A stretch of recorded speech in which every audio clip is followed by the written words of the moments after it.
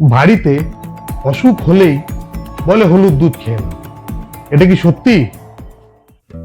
দুধের সাথে হলুদ মেশালে তৈরি হয় গোল্ডেন মিল্ক। এটি আয়ুর্বেদে বহুদিন ধরে ব্যবহৃত হয়ে আসছে।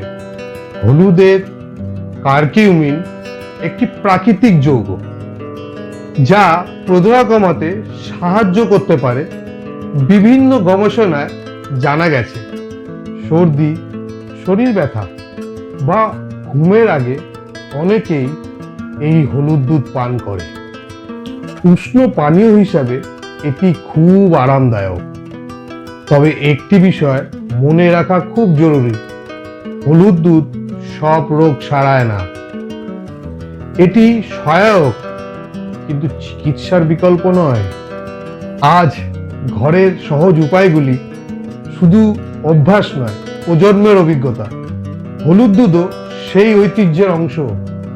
হলুদ দুধ খেতে চাইলে অল্প খাওয়াই ভালো। অতিরিক্ত হলুদ স্বাদ আর হজমে সমস্যা করতে পারে। এরকম আরো গল্প জানতে হলে নজর রাখবেন আমার ইউটিউব চ্যানেলকে।